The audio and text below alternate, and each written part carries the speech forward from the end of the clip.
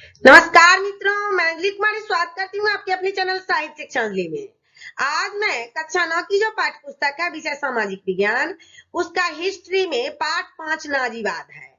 तो इस चैप्टर के सभी प्रश्नों का प्रश्नोत्तर करवाऊंगी और पाठ 4 तक मैं करवा चुकी हूँ, प्रश्नोत्तर भी, चैप्टर भी पढ़ा चुकी हूँ। और यह हिस्ट्री है ना, सभी प्रकार के एग्जाम के लिए, चाहे सीटेट हो, बीटेट हो, एसटीटी हो, टीचर एबिलिटी टेस्ट के लिए यह बहुत ही महत्वपूर्ण होता है एनसीईआरटी पढ़ना। तो आप लोग शुरू से अंत तक मेरे साथ बने रहें। चलिए प्रश्न संख्या 1 की तरफ। नेक्स्ट प्रश्न है और प्रश्न संख्या 1 में पूछा जा रहा है कि हिटलर का जन्म कहाँ हुआ था। तो 4 ऑप्शन है। ऑप्शन नंबर घ के साथ चलिए, हिटलर का जन्म ऑस्ट्रेलिया में हुआ था। अब दूसरा है कि नाजी पार्टी का प्रतीक चिन्ह क्या था। यह जो पार्टी थी नाजी, उसका प्रतीक चिन्ह क्या था, सिंबल। तो इसका प्रतीक चिन्ह था ना, स्वास्तिक था। स्वास्तिक देखे ना आप लोग, तो स्वास्तिक था। प्रश्न संख्या 3 है कि मीन कैंप किसकी रचना है। तो मीन कैंप हिटलर की रचना है, फेमस रचना है। आगे देखिए कि जर्मनी का प्रमुख औद्योगिक क्षेत्र क्या था। तो इसका जो रूर था, इसका प्रमुख औद्योगिक क्षेत्र रूर था। ऑप्शन नंबर ख के साथ चलिए।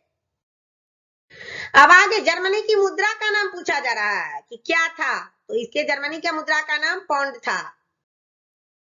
शाही कथनों का चुनाव करने के लिए कहा जा रहा है। जो गलत कथन है उसको भी कहा जा रहा है कि हिटलर लोकतंत्र समर्थक नहीं था। सही बात है कि वह लोकतंत्र समर्थक नहीं था, तो सही का चिन्ह लगाइए, सही कथन है। नाजीवादी कार्यक्रम यहूदी समर्थक था, गलत है। फिर तीसरा है कि नाजीवाद में निरंकुश शासन का प्रावधान था, बिल्कुल था, तो आप सही लगाइए। वर्साय संधि में हिटलर के उत्कर्ष के बीज निहित थे, सही है। उसके बीज जो थे वह निहित हो गए थे, बीज बो दिया गया था। पांचवा में है कि नाजीवाद में सैनिक शक्ति एवं हिंसा को गौरवान्वित किया जाता है, तो है ही ऐसा, सही का चिन्ह लगाइए। रिक्त स्थानों की पूर्ति करने के लिए कहा जा रहा है। पहला है कि हिटलर का जन्म, तो हिटलर का जन्म 1889 में हुआ था। हिटलर अंग्रेजी के चांसलर का पद जो है सो 1933 ईस्वी में संभाला था। 1933 यहाँ पर फुलफिल कर दीजिए। फिर तीसरा है कि जर्मनी ने राष्ट्रसंघ से संबंध विच्छेद मतलब अलग हो गया, कब हो गया, तो 1933 ईस्वी में।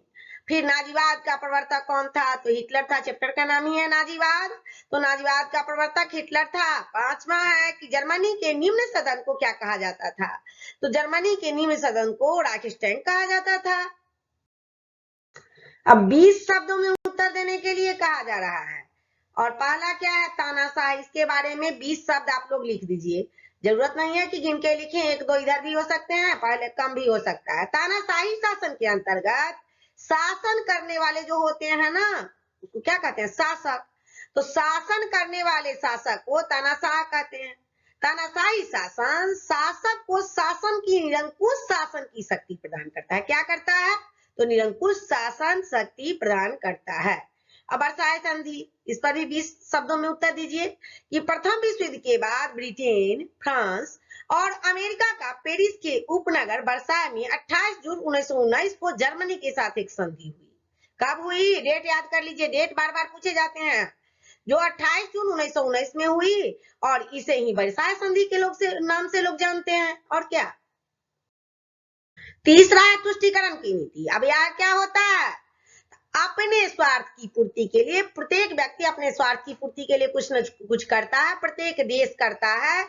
तो अपने स्वार्थ की पूर्ति के लिए किसी एक देश को किसी अन्य देश पर आक्रमण करने के लिए राजी कर लेने की नीति को दूसरे देश को क्या कर लिए, आप राजी कर लिए, अपने पक्ष में कर लिए, तो इसी नीति को तुष्टीकरण की नीति कहते हैं। अब वाइमर गणराज्य क्या है, जर्मनी में संविधान सभा की प्रथम बैठक 5 फरवरी 1919 ईस्वी को वाइमर नामक स्थान में हुई थी। इसीलिए यह संविधान वाइमर संविधान या वाइमर गणतंत्र कहते हैं। उस जगह पर जो हुआ ना मीटिंग, बैठक हुई ना, इसीलिए इसको वाइमर गणराज्य के नाम से इस स्थान को वाइमर गणराज्य कहते हैं। अब साम्यवाद क्या है, तो प्रथम विश्व युद्ध के बाद कई राजतंत्रों के नष्ट होने के बाद लोकतांत्रिक शासन व्यवस्था का उदय हुआ। कई राजतंत्र नष्ट हो गए, जिसे साम्यवादी सरकार था, इस व्यवस्था को साम्यवाद कहा जाने लगा। तृतीय राइख क्या होता है, जर्मन गणतंत्र की समाप्ति के पश्चात क्रांति की शुरुआत हुई, जिसे हिटलर ने किस नाम से क्या नाम रखा, तो तृतीय राइख नाम रख दिया। सही मिलान करते चलिए आप लोग। गेस्टापो, गेस्टापो गुप्तचर पुलिस में मिलान कीजिए। वाइमर जर्मनी का शहर। सीनेगांव यहूदियों के प्रार्थना गृह को कहा जाता है। ब्राउन शटर्स निजी सेना को कहा जाता है। हिडेनबर्ग जर्मन राष्ट्रपति में मिलान कीजिए। प्रश्न संख्या 1 में पूछा जा रहा है और यह लघु उत्तरीय प्रश्न है कि वर्साय संधि ने हिटलर के उदय की पृष्ठभूमि तैयार की कैसे। तो पृष्ठभूमि का अर्थ होता है भूमिका, थोड़ा सा हार्ड वर्ड है। तो प्रथम विश्व युद्ध के बाद 28 जून 1919 ईस्वी को जर्मनी में वर्साय की संधि की कठोर था अपमानजनक वर्साय की संधि पर हस्ताक्षर करने के लिए मजबूर किया गया। लोग अपनी स्वेच्छा से हस्ताक्षर नहीं किए, मजबूर कर दिया गया था। और अल्सेस लॉरेन का क्षेत्र फ्रांस को लौटा दिया गया था तथा जर्मन क्षेत्र में स्थित सार नामक कोयले की खान 15 वर्षों के लिए फ्रांस को दे दिया गया था तथा उस क्षेत्र का शासन राष्ट्रसंघ को सौंप दिया गया था।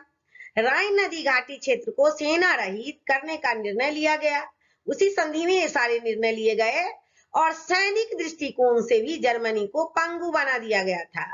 इसीलिए क्या हुआ, वर्साय की संधि ने जर्मनी में असंतोष फैला दिया था, जिसकी वजह से हिटलर के उदय की पृष्ठभूमि जो है वह तैयार की गई, भूमिका तैयार हो गई। प्रश्न संख्या 2 है कि वाइमर गणतंत्र नाजीवाद के उदय में सहायक हुआ कैसे। तो जब प्रथम विश्व युद्ध हुआ ना तो उसमें जर्मनी के पराजय से उत्पन्न, जर्मनी जब पराजित हो गया तो देखिए क्या परिणाम सामने आए।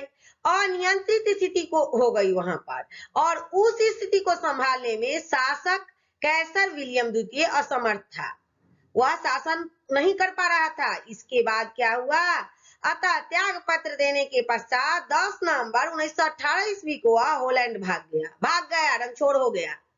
और इसके पश्चात समाजवादी प्रजातांत्रिक दल ने सत्ता अपने हाथ में लेकर के जर्मनी में क्या किया, गणतंत्र की स्थापना कर दी। और नवंबर 1918 ईस्वी को इस नई सरकार ने युद्ध विराम संधि पर हस्ताक्षर कर दिया कि अब युद्ध नहीं होगा, युद्ध में विराम लगाया जाए, हस्ताक्षर कर दिया। और इसके बाद संविधान सभा का चुनाव हुआ था। इसकी प्रथम बैठक कब बुलाई गई, तो 5 फरवरी 1919 को वाइमर नामक स्थान पर हुई। इसीलिए यह संविधान वाइमर संविधान के नाम से क्या हो गया, फेमस हो गया, प्रसिद्ध हो गया। याद रखिए, बहुत आसान भाषा में मैं समझाई हूँ। प्रश्न संख्या 3 में नाजीवाद कार्यक्रम ने द्वितीय विश्व युद्ध की पृष्ठभूमि तैयार कैसे की।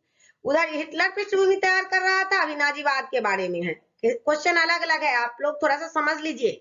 नाजीवाद उदारवाद एवं लोकतंत्र का कट्टर समर्थक था, वह उदार नहीं था। नाजीवाद कार्यक्रम के अंतर्गत क्या होता था, लोकतांत्रिकवाद को दफन करने का प्रयास किया गया, जो राष्ट्र के लिए घातक सिद्ध हुआ। यह दर्शन अंतरराष्ट्रीय समाजवाद का प्रबल विरोधी था और हिटलर ने समाजवाद के विरुद्ध आवाज बुलंद किया, जिसे इंग्लैंड तथा फ्रांस की ओर से अप्रत्यक्ष समर्थन मिला, जिसके कारण उसका मनोबल बढ़ता गया। किसका मनोबल बढ़ता गया, तो हिटलर का मनोबल बढ़ता गया। इसके कार्यक्रमों के अंतर्गत राज्य ही सर्वे सर्वा है। राज्य क्या है, सभी कुछ है, सभी सर्वे सर्वा राज्य ही है। और उग्र राष्ट्रवाद तथा सैनिक तत्व की परंपरा रहने के कारण हिटलर ने अपने आक्रामक बातों से बात ऐसे लोगों को बताए, आक्रामक बात उसी को कहा जाता है कि अपने आक्रामक बातों से जर्मन जनता को अपने अपमान का बदला लेने के लिए भड़काया। और क्या किया, फूट डालो राज करो, भड़का दिया उसको। अतः दूसरे विश्व युद्ध की भूमिका तैयार हो गई, पृष्ठभूमि तैयार हो गई। कहा जा रहा है कि क्या साम्यवाद के भय से जर्मन पूंजीपतियों को हिटलर का समर्थक बनाया। क्या साम्यवाद का डर था, ऐसा पूछा जा रहा है। तो रूसी क्रांति के बाद जर्मनी में भी साम्यवादी संगठनों का निर्माण होने लगा और साम्यवादी वहां वाइमर गणतंत्र उखाड़ कर सर्वहारा वर्ग का अधिनायकवाद लाने का प्रयास करने लगे। अतः जर्मनी का उद्योगपति जो थे, पूंजीपति वर्ग के जो लोग थे वे एवं जमींदार वर्ग के जो लोग थे वो काफी भयभीत हो गए, डर गए। और हिटलर इस बात का फायदा उठाने लगा कि अब तो ये लोग डर गए हैं, था जर्मन पूंजीपति को अपना समर्थक बनाया। बढ़ते हैं प्रश्न संख्या 5 की तरफ। रोम बर्लिन टोक्यो दूरी क्या है। तो हिटलर की आक्रामक नीति के कारण जर्मनी जो था ना, वह अंतरराष्ट्रीय बिरादरी से बिल्कुल अलग हो गया था और उसके बाद क्या हुआ, जर्मनी के अलग हो जाने के बाद हिटलर को एक मित्र की तलाश थी, फ्रेंड की तलाश थी, आप लोगों को भी होगी। तो हिटलर को एक मित्र की तलाश थी और उसने मित्रता के लिए इटली की ओर हाथ बढ़ाया और इस प्रकार रोम बर्लिन टोक्यो धुरी का निर्माण हो गया। दीर्घोत्तरीय प्रश्न है, हिटलर के व्यक्तित्व पर प्रकाश डाले। तो हिटलर का पूरा नाम एडोल्फ हिटलर था। उसका जन्म 20 अप्रैल 1889 ईस्वी को ऑस्ट्रिया के ब्राउना नामक शहर में एक साधारण परिवार में हुआ था। बचपन में वह चित्रकारी बनना चाहता था। बचपन में उसका शौक था चित्रकारी बनना, पर आर्थिक स्थिति ठीक न होने के कारण उसकी इच्छा पूरी न हो सकी और उसमें उसने नौकरी कर ली। प्रथम विश्व युद्ध के वक्त हिटलर जर्मनी की तरफ से लड़ा था और युद्ध में अपनी वीरता के लिए उसे आयरन क्रॉस प्राप्त हुआ था। युद्ध समाप्त होने पर वह जर्मन वर्कर्स पार्टी का सदस्य बना। धीरे धीरे आगे बढ़ते गए और बाद में वह पार्टी का नेता बन गया। इसके बाद हिटलर ने रुडोल्फ और गोवल्स जैसे हंगामा करने वालों को इकट्ठा किया, जिसकी नीति थी, क्या नीति थी उन लोगों की, कि अफवाह को इतना फैला दो कि वह सत्य प्रतीत होने लगे। अभी भी वही नीति हो रही है। उसके बाद प्रथम विश्व युद्ध के बाद जो संधि हुई ना, उसमें जर्मनी का सबसे औद्योगिक प्रदेश रूर फ्रांस को कब्जा हो गया। रूर जो था वह फ्रांस के कब्जा में चला गया और फ्रांस का रूर पर कब्जे का जर्मन वासियों ने विरोध किया। वह कहा कि हम नहीं कब्जा करने देंगे। हिटलर ने इस विरोध का फायदा उठाकर लुडेनडॉर्फ के साथ मिलकर 1927 ईस्वी में वाइमर गणतंत्र का विरोध कर दिया और विद्रोह की असफलता के कारण हिटलर को जेल जाना पड़ा। विद्रोह किया लेकिन सफल नहीं रहा विद्रोह। जेल में ही उसने अपनी प्रसिद्ध आत्मकथा मीन कैंप की रचना की, जो कि मैं पीछे बता चुकी हूँ। और 1924 ईस्वी में हिटलर जेल से रिहा हो गया और अपनी पार्टी को नए सिरे से संगठित किया। तो ऐसा था हिटलर का व्यक्तित्व। प्रश्न संख्या 2 है कि हिटलर की विदेश नीति जर्मनी की खोई प्रतिष्ठा पाने का एक साधन था। कैसे साधन था, यही पूछा जा रहा है। हिटलर ने क्या किया कि वाइमर गणतंत्र एक मित्र राष्ट्रों के खिलाफ बदले की भावना को ध्यान में रखते हुए विदेश नीति का निर्धारण किया था। और उसकी विदेश नीति के मुख्य सिद्धांत थे, कुछ सिद्धांत थे उसके, देखिए 5 सिद्धांत को मैं बता देती हूँ। और राष्ट्र संघ से पृथक होना पहला सिद्धांत था। हिटलर ने वर्साय की संधि के द्वारा जर्मनी पर 1933 में लगाए गए जेनेवा निःशस्त्रीकरण की शर्तें सभी राष्ट्रों के समान रूप से लागू करने की मांग की, लेकिन जब उसे सफलता नहीं मिली, मांग तो उसने कर दी लेकिन राष्ट्र स्वीकारा नहीं, तो असफल हो गया, सफलता नहीं मिला। तो उसने क्या किया कि जर्मन प्रतिनिधियों को वापस बुला लिया था, जर्मनी को वर्साय की संधि से मुक्त घोषित कर दिया। फिर दूसरा क्या है, पोलैंड के साथ 10 वर्षीय समझौता। अब 1934 ईस्वी में हिटलर ने क्या किया कि पोलैंड के साथ 10 वर्षीय अनाक्रमण संधि की, जिसके अंतर्गत क्या तय हुआ कि वे एक दूसरे की सीमाओं का उल्लंघन नहीं करेंगे, सब अपने अपने सीमा में ही रहेंगे। तीसरा विदेश नीति क्या था, ब्रिटेन से समझौता था। जून 1935 में जर्मनी था ब्रिटेन में समझौता हो गया और जिसके अनुसार यह तय हो गया कि जर्मनी अपनी सैन्य शक्ति अर्थात स्थल तथा वायुसेना बढ़ा सकता है, बशर्ते कि वह अपनी नौसेना 35% से अधिक न बढ़ाए। यह हिटलर की एक बड़ी कूटनीतिक विजय थी, कूटनीतिक विजय इसको कहा गया है। फिर चौथा है वर्साय की संधि को भंग करना। हिटलर ने 1935 ईस्वी में जर्मनी पर लादे गए वर्साय संधि की निःशस्त्रीकरण संबंधी सभी धाराओं को तोड़ते हुए सभी घरों में अनिवार्य सैनिक सेवा लागू कर दी तथा स्पष्टतः जर्मनी को वर्साय की संधि से क्या कर दिया, मुक्त घोषित कर दिया कि अब आप फ्री हो गए। पांचवा है रोम बर्लिन दूरी। हिटलर की आक्रामक नीति की वजह से जर्मनी अंतरराष्ट्रीय बिरादरी से बिल्कुल अलग हो गया था। प्रश्न संख्या 3 है कि नाजीवाद दर्शन निरंकुशता समर्थक एवं लोकतंत्र विरोधी था, विवेचना करने के लिए कहा जा रहा है। और हिस्ट्री या सोशल साइंस है तो क्वेश्चन बड़े बड़े हैं, आप लोगों को 5 मार्क्स मिलेंगे, तो अच्छे से जवाब दीजिएगा, शुरू से अंत तक बने रहिए। नाजीवाद दर्शन क्या होता है कि नाजीवादी विचारधारा एवं निरंकुश शासन का समर्थन करती है और इसके प्रमुख सिद्धांत थे, और भी सिद्धांत थे लेकिन प्रमुख मैं बता रही हूँ। नाजीवाद उदारवाद एवं लोकतंत्र का कट्टर विरोधी था, इसीलिए सत्तासीन होते ही उसने प्रेस वाक अभिव्यक्ति अर्थात प्रेस वाक अभिव्यक्ति किसे कहा जाता है, विचारों तथा बोलने की स्वतंत्रता पर प्रतिबंध लगा दिया कि हम अपने वहां से कुछ बोल भी नहीं सकते हैं। उसने विरोधी दलों का सफाया कर दिया और शिक्षण संस्थानों तथा जनसंचार पर प्रतिबंध लगा दिया। अब नाजीवाद समाजवाद का प्रबल विरोधी है। दूसरा पॉइंट है हिटलर ने सत्ता प्राप्त करने के लिए समाजवाद के विरुद्ध आवाज बुलंद करके जर्मन पूंजीपतियों का समर्थन प्राप्त किया था। फिर तीसरा है कि हिटलर ने सत्ता प्राप्त करते ही उग्र राष्ट्रवाद पर बल दिया है।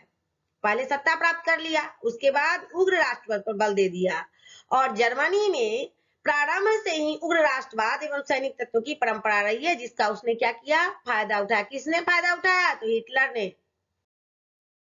अब नाजीवाद क्या करता था? तो नाजीवाद शासक को निरंकुश शक्ति प्रदान करता था, जिसमें कोई अंकुश नहीं हो उसी को निरंकुश कहेंगे। अतः सत्ता में आते ही हिटलर ने गुप्तचर पुलिस का गठन किया और राजनीतिक विरोधियों के दमन के लिए विशेष कारागृहों का निर्माण करवाया। नाजीवादी दर्शन, इससे क्या हुआ, सैनिक शक्ति तथा हिंसा को प्रोत्साहित कराया गया, और इस प्रकार अपने नाजीवादी कार्यक्रम में हिटलर ने हर वो कार्य किया जो लोकतांत्रिक एवं साम्यवादी विचारों को दबा सके। खाली दबाने का, शोषण करने का काम करता था, दबा सके ऐसा काम करता था। तथा हिटलर को जर्मनी का सर्वे सर्वा बना दिया गया। जर्मनी का सर्वे सर्वा हिटलर हो गया। यह जो चैप्टर था 5 नाजीवाद, तो इस चैप्टर के सभी प्रश्नों का प्रश्नोत्तर मैं करवा दी हूँ, और आशा करती हूँ कि आप लोगों को यह चैप्टर समझ में आ गया होगा। और नहीं आया है तो कमेंट बॉक्स में कमेंट करें, और वीडियो को लाइक करें, चैनल को सब्सक्राइब करें तथा अपने दोस्तों में शेयर करें। तब तक के लिए जय हिंद, जय भारत।